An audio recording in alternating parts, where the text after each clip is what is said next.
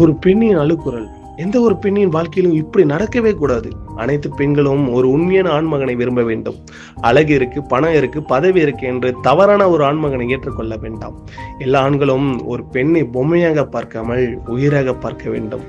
எல்லாம் பெற்றவர்களும் தன் மகனுக்கு வந்த மனைவியை தன் பிள்ளையாக நேசிக்க வேண்டும். அவளும் ஒரு உயிர் தானே.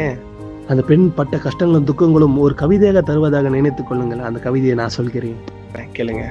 தாலி என்னும் வேலியின்றி தாய்மை என்னும் வரம் கொடுத்தாய், பெற்றெடுத்த இரு மலர்களுக்காய் நித்த நித்த செத்து மடிக்கிறேன். குடும்பமாய் இணைந்து கூண்டில் அடைத்து நொடிக்கு நொடி நரகத்தை நீ காட்ட, வாழ்வதா சாவதா எனும் ஊசலாட்டத்தில் என் உயிர். ஏமாற்றியது உன் குடும்பம், ஏற்றுக்கொண்டது என் மௌனம்.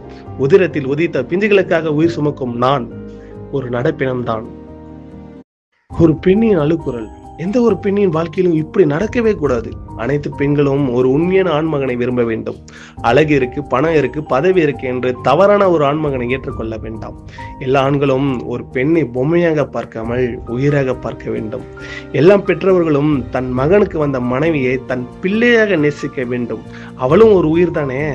அந்த பெண் பட்ட கஷ்டங்களும் துக்கங்களும் ஒரு கவிதையாக தருவதாக நினைத்துக் கொள்ளுங்கள். அந்த கவிதையை நான் சொல்கிறேன், கேளுங்க. தாலி என்னும் வேலியின்றி தாய்மை என்னும் வரம் கொடுத்தாய், பெற்றெடுத்த இரு மலர்களுக்காய் நித்த நித்த செத்து மடிக்கிறேன்.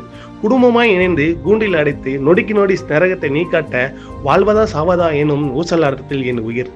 ஏமாற்றியது உன் குடும்பம், ஏற்றுக்கொண்டது என் மௌனம். உதிரத்தில் உதித்த பிஞ்சுகளுக்காக உயிர் சுமக்கும் நான் ஒரு நடப்பினம்தான்.